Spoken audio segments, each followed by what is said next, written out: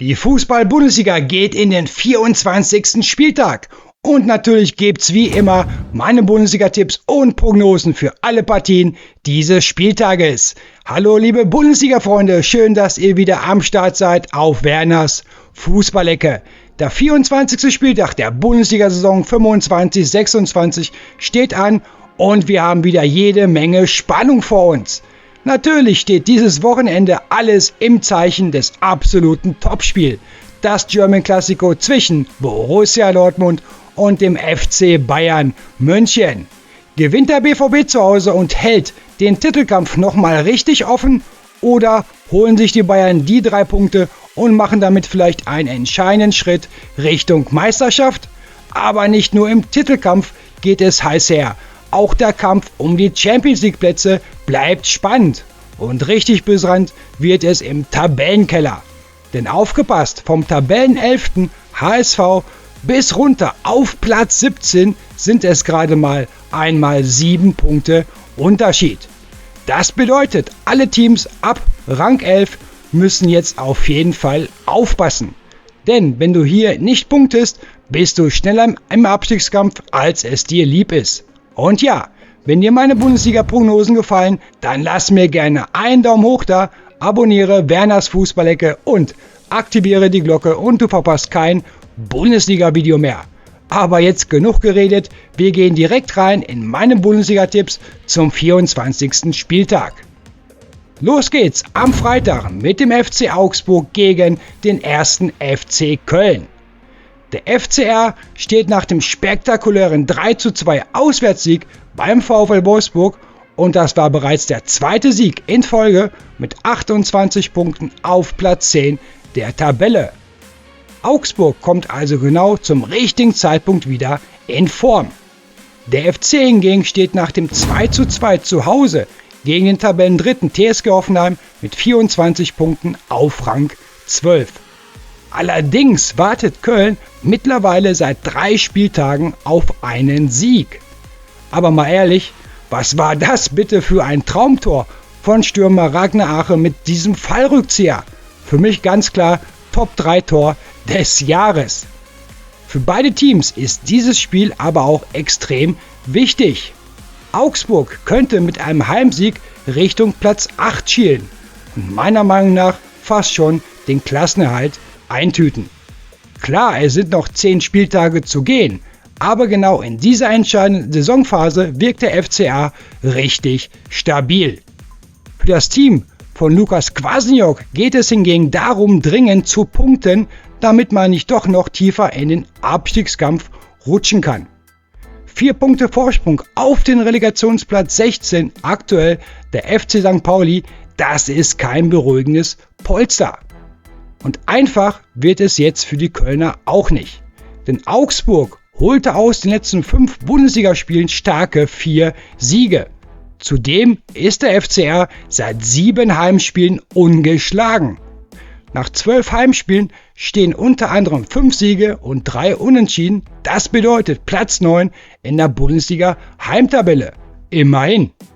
Köln hingegen verlor seine letzten beiden Auswärtsspiele 2:1 in Freiburg und 3:1 am 22. Spieltag in Stuttgart.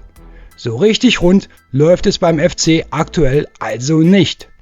Immerhin, nach 2 Niederlagen in Folge erkämpfte man sich das 2:2 gegen Hoffenheim. Ache traf traumhaft zum 1:0, bevor El Maler in der 64. Minute noch den Ausgleich zum 2:2 erzielte. Interessant für die Fans beider Teams, die letzten 3 direkten Duelle endeten jeweils 1:1 unentschieden. Ja, und genau deshalb mein Bundesliga-Tipp für den FC Augsburg gegen den 1. FC Köln ist, oh ja, tatsächlich ein 1:1 unentschieden. Und liebe Grüße gehen raus an Fred Bruder. So, und jetzt gehen wir rüber zu den Samstagsspielen des 24. Spieltags. Los geht's mit Bayer Leverkusen gegen den 1. FSV Mainz 05. Bayer Leverkusen kommt mit einer doch etwas überraschenden 0:1 Niederlage bei Union Berlin in dieses Heimspiel. Damit bleibt das Team von Trainer Kasper Hjulmand bei 39 Punkten und steht weiterhin auf Platz 6 der Tabelle. Und nicht vergessen, Bayer hat ja auch noch das Nachholspiel am 4. März beim HSV in der Hinterhand. Mit einem Heimsieg gegen Mainz könnte Leverkusen zumindest auf Platz 5 vorrücken und vor allem wieder näher an die Champions League Plätze heranrücken. Mainz 05 hingegen konnte sich mit dem 1:1 am letzten Spieltag zu Hause gegen den HSV immerhin um einen Platz verbessern und steht jetzt mit 22 Punkten auf Rang 12. Allerdings hatten die Mainzer schon etwas Glück, dass sie dieses Spiel gegen den HSV mit 11 Mann beenden durften. Auf der anderen Seite hatte der HSV bei seinem Treffer ebenfalls Glück, weil Remberg eigentlich zu nah an der Mauer stand. Aber gut, am Ende zählt Punkt ist Punkt. Trotzdem bleibt die Lage für das Team von Trainer Urs Fischer angespannt. Mainz liegt aktuell nur 3 Punkte vor dem Tabellen 17. Jahr Werder Bremen. Da muss also weiterhin jeder Zähler mitgenommen werden. Vielleicht ein kleiner Vorteil für Mainz: Leverkusen musste ja gestern am Dienstag noch in der Champions League ran, hat halt 0:0 gespielt. Das hat dennoch Kraft und Energie gekostet. Allerdings sprechen auch einige Zahlen klar für die Werkself. Bayer hat die letzten beiden Bundesligaspiele gewonnen und mit 7 Siegen aus 11 Heimspielen steht man mit 22 Punkten auf Platz 7 der Bundesliga-Heimtabelle. Und dennoch, Mainz hat schon gezeigt, dass man an einem richtig guten Tag auch gegen Top-Teams bestehen kann. Das 2:2 bei den Bayern war ein echtes Ausrufungszeichen. Und noch stärker der 2:1 Auswärtssieg am 20. Spieltag in Leipzig. Außerdem nicht vergessen, das Hinspiel am 7. Spieltag verlor Mainz in einem spektakulären Spiel mit 3:4. Also hier ist definitiv wieder Spannung drin. Mein Fußballtipp für Bayer Leverkusen gegen Mainz 05 ist ein 2:1 Heimsieg für Leverkusen. So, und jetzt schauen wir uns das nächste wichtige Spiel an. Der SV Werder Bremen zu Hause gegen den 1. FC Heidenheim. Und das hier ist ein echter Abstiegskrimi. Platz 17 gegen Platz 18 der Bundesliga. Mehr Druck geht eigentlich nicht. Werder Bremen kommt mit einer 1:2 Niederlage vom letzten Spieltag beim FC St. Pauli in dieses extrem wichtige Spiel. Und das war bereits die 3. Niederlage in Folge für die Bremer. Die Lage spitzt sich also weiter zu. Heidenheim hingegen reist mit einem spektakulären 3:3 zu Hause gegen den VfB Stuttgart nach Bremen. Fast hätte man dieses Spiel sogar gewonnen, aber Dennis Undaff konnte in der 88. Minute noch zum 3:3 ausgleichen. Vielleicht war genau dieses Spiel jetzt der Startschuss für die Heidenheimer, um sich nochmal mit aller Kraft aus dem Tabellenkeller zu kämpfen. Ein kleiner Vorteil für den 1. FC Heidenheim: Sie kennen solche Abstiegskämpfe. Das Team weiß, worauf es in diesen Wochen auf jeden Fall ankommt. Ob in diesem Spiel viele Tore fallen, das bleibt allerdings fraglich. Denn hier treffen zwei der schwächsten Offensivreihen der Liga aufeinander. Werder Bremen steht nach 23 Spieltagen bei 23 Toren, Heidenheim sogar nur bei 22 Treffern. Dazu kommt, Heidenheim hat mit 51 Gegentoren die meisten der gesamten Bundesliga kassiert.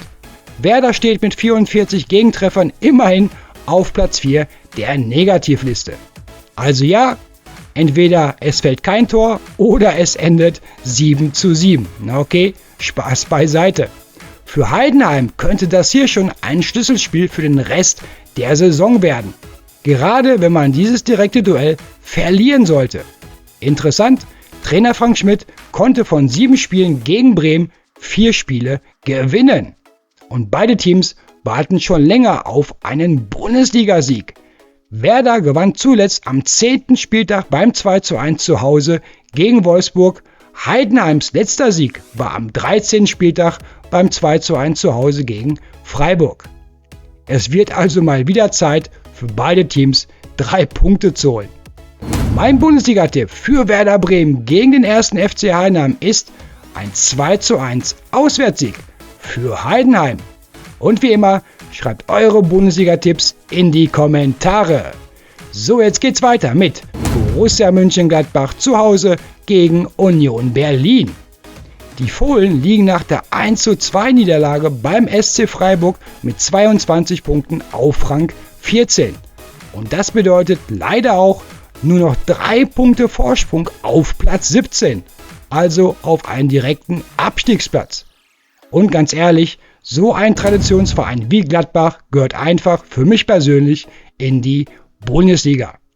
Aber klar ist auch, dafür müssen jetzt endlich wieder Spiele gewonnen werden. Die Niederlage in Freiburg war die 2. in Folge und bereits das 7. Bundesligaspiel ohne Sieg. Die letzten 3 Punkte holte Gladbach beim klaren dann 4:0 Heimsieg gegen Augsburg am 16. Spieltag. Seitdem 4 Niederlagen und 3 Unentschieden für das Team von Trainer Eugen Polanski. Langsam wird es richtig eng da unten für Gladbach. Und jetzt kommt mit Union Berlin ein echtes Gewinnerteam.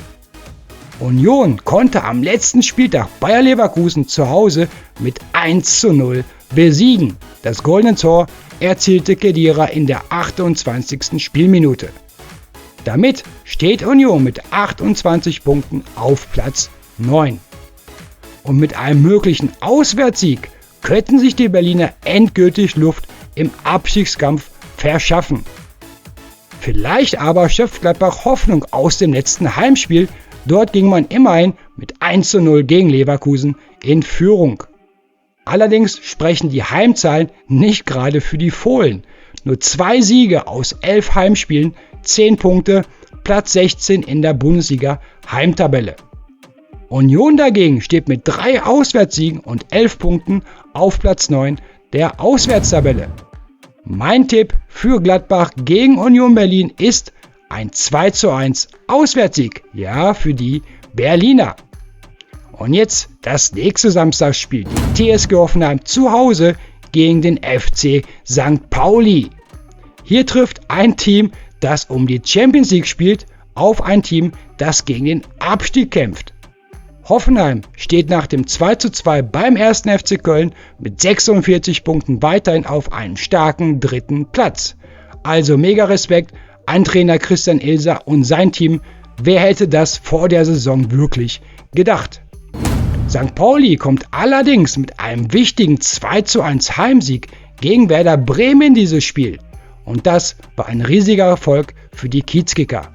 Mit 20 Punkten steht man aktuell auf Rang 16, also immerhin Relegationsplatz, aber immerhin auch kein direkter Abstiegsplatz mehr. Und es war bereits der 2. Sieg in den letzten 3 Spielen. Dass St. Pauli auch gegen Top-Teams bestehen kann, haben sie am 21. Spieltag beim Heimsieg gegen den VfB Stuttgart auf jeden Fall bewiesen. Also Hoffenheim sollte schon gewarnt sein. Denn Pauli kann rennen, kämpfen und ackern, und zwar 90 Minuten lang.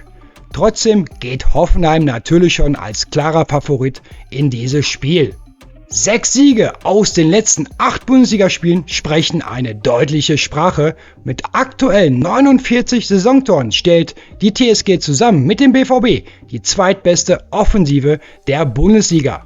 Und mit nur 30 Gegentreffern auch schon eine sehr stabile Defensive. Aber wenn Hoffenheim hier nicht mit 100% Konzentration auftritt, dann kann das richtig eng werden. Denn St. Pauli wird auf jeden Fall um jeden Punkt kämpfen, und das zu 120%. Mein Bundesliga-Tipp für Hoffenheim gegen den FC St. Pauli ist ein 1:1 Unentschieden. Übrigens, in der 2. DFB-Pokalrunde hat Pauli im Elfmeterschießen zu Hause gegen die TSG gewonnen. Also ganz ungefährlich sind sie definitiv nicht.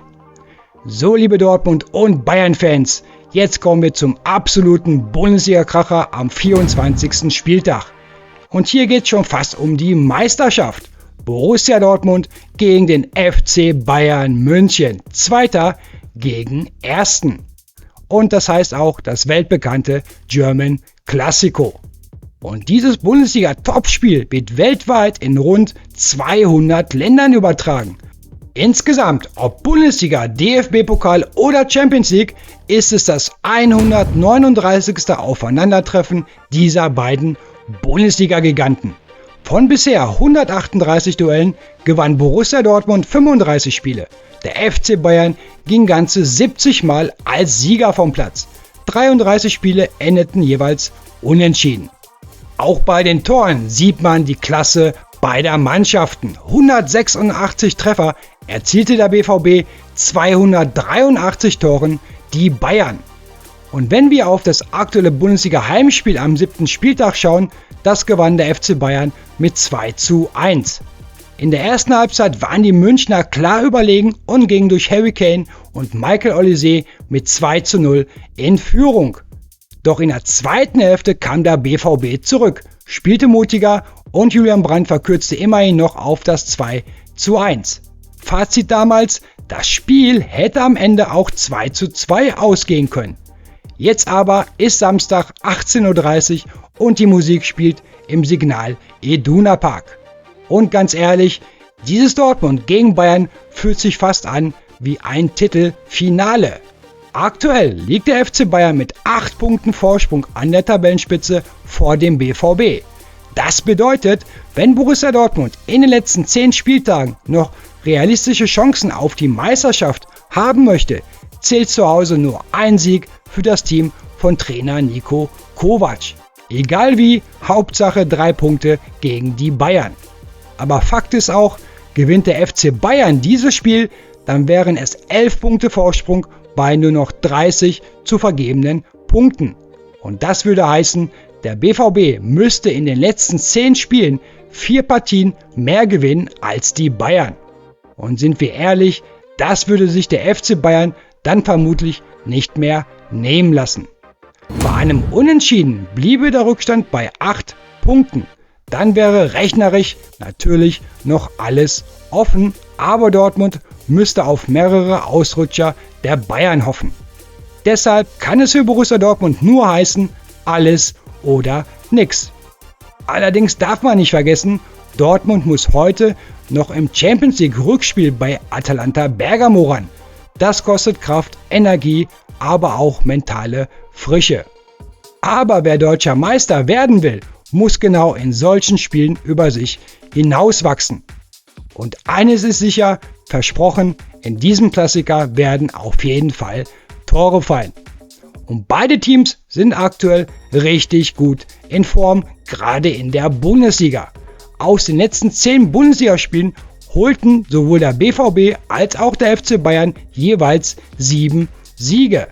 Dazu kommt, Dortmund hat in den letzten 9 Ligaspielen immer mindestens 2 Tore erzielt. Also offensiv läuft es richtig gut, aber auch defensiv steht der BVB richtig stabil. Und dann schauen wir auf die Zahlen der Bayern. 85 Saisontoren nach 23 Spieltagen. Dortmund steht aktuell bei 49 Treffern. Heißt ganz klar, in diesem Klassiker werden Tore fallen.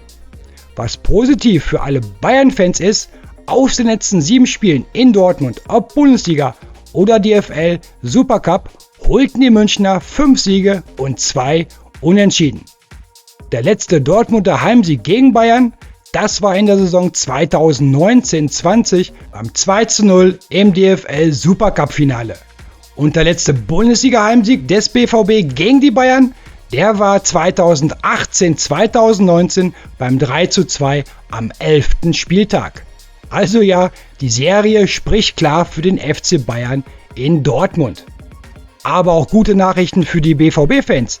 Im Champions League-Spiel gegen Atalanta stehen wohl wieder Nico Schlotterbeck und Emre Can wieder im Kader. Heißt, beide könnten wohl auch dann am Samstag im Signal Iduna Park gegen die Bayern auflaufen. Gerade defensiv wäre das extrem wichtig für Dortmund. Allerdings fehlt mit Julian Ryerson ausgerechnet der aktuelle beste Vorbereiter des BVB gelb gesperrt gegen die Bayern am Samstag. Das tut natürlich weh. Also nochmal ganz klar, die Ausgangslage: gewinnt Bayern in Dortmund, wäre die Meisterschaft wohl fast entschieden. Bei einem Unentschieden bliebe Dortmund mit 8 Punkten Rückstand auf jeden Fall noch im Rennen. Gewinnt der BVB, dann wären es nur noch 5 Punkte Rückstand bei 10 verbleibenden Spieltagen. Und dann wäre im Titelrennen wieder richtig Feuer drin. Für beide Teams kann es eigentlich auch nur heißen, 3 Punkte müssen her. Das wird ein absolutes Megaspiel am Samstag um 18:30 Uhr im Signal Iduna Park.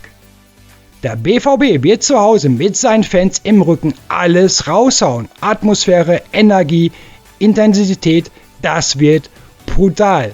Klar, personell haben die Bayern enorme Qualität. Luis Diaz, Michael Olise, Harry Kane, das ist schon Weltklasse-Niveau.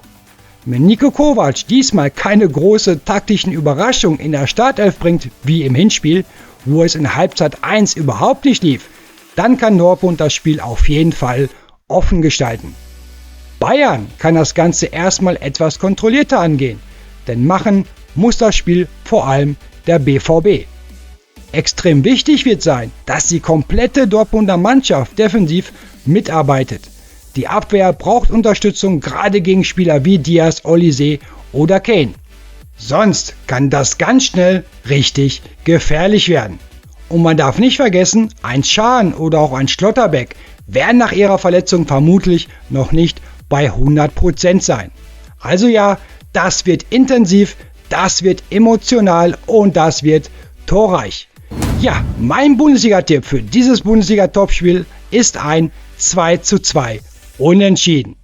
Wie sieht dein Tipp für Borussia Dortmund gegen den FC Bayern München aus? Schreib ihn unbedingt in die Kommentare und ganz liebe Grüße gehen raus nach André und an Markus. So, liebe Fußballfreunde, jetzt geht's weiter mit den Sonntagsspielen des 24. Spieltags. Und los geht's mit dem VfB Stuttgart zu Hause gegen den VfL Wolfsburg. Der VfB Stuttgart steht nach dem 3:3 am letzten Spieltag in Heidenheim weiterhin mit 43 Punkten auf Platz 4. Und das wäre aktuell ein Champions League Platz für die kommende Saison. Natürlich geht Stuttgart als klarer Favorit in dieses Heimspiel gegen Wolfsburg. Denn die Wölfe verloren am letzten Spieltag zu Hause mit 2:3 gegen Augsburg und stehen mit 20 Punkten weiterhin nur auf Tabellenplatz 15. Das bedeutet auch, der VfL hat nur noch einen Punkt Vorsprung auf den Abstiegsplatz 17. Und dazu kommt, Wolfsburg ist seit 6 Spieltagen ohne Sieg. Hier trifft eine der besten Offensiven der Bundesliga auf eine der schwächsten Defensiven.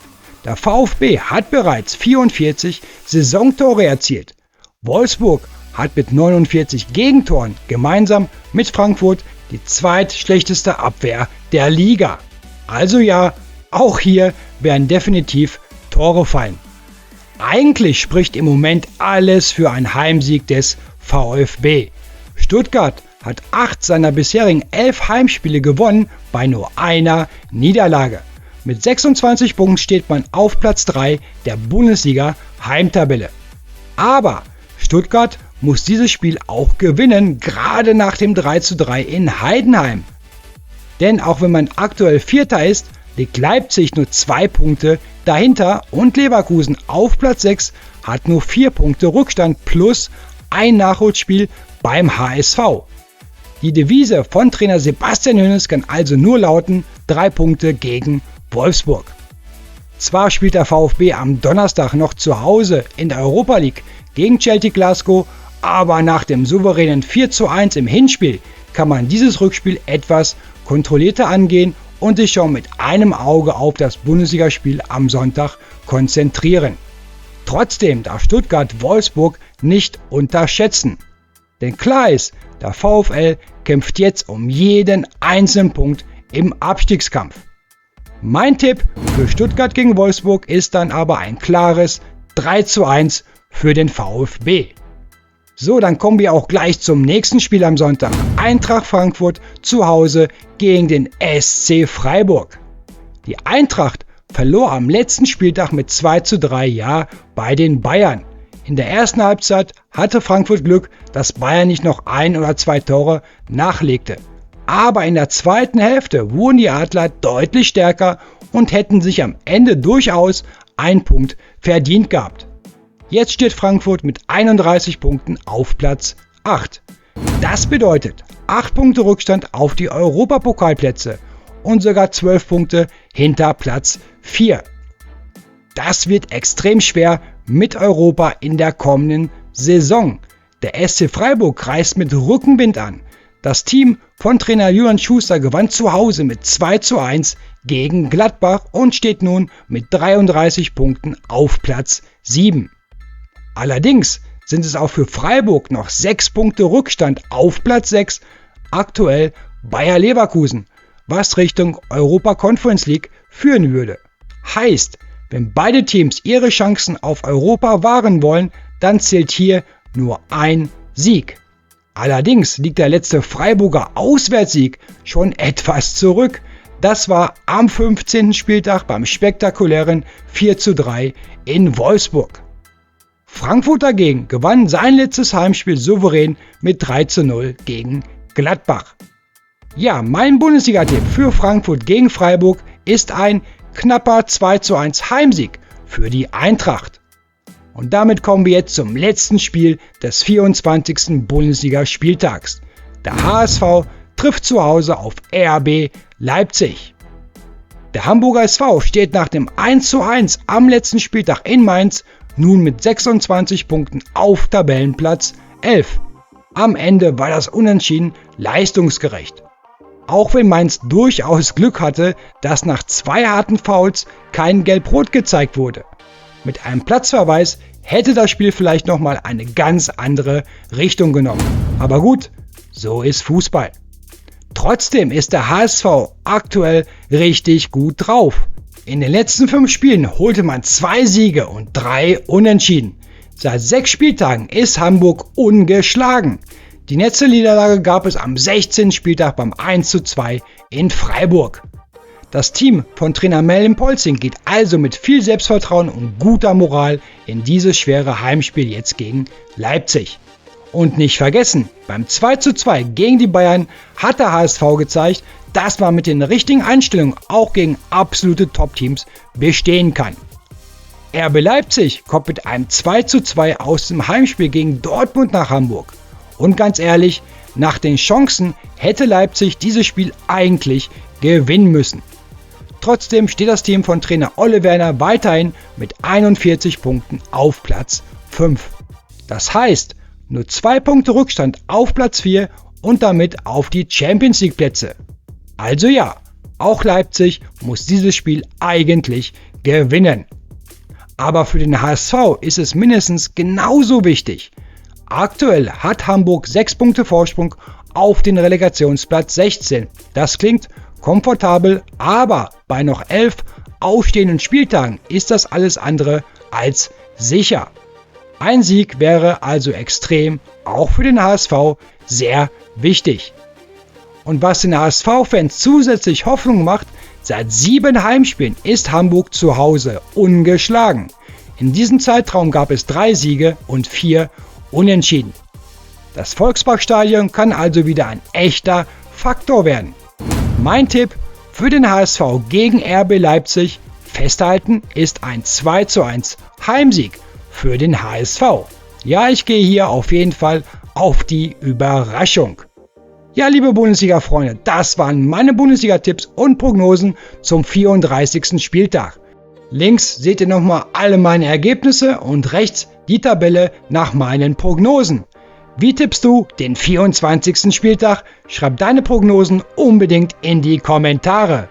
Drückt euren Teams die Daumen, bleibt sportlich und bis zur nächsten Bundesliga-Prognose auf Werners Fußballecke. Bis dann. Tschüss.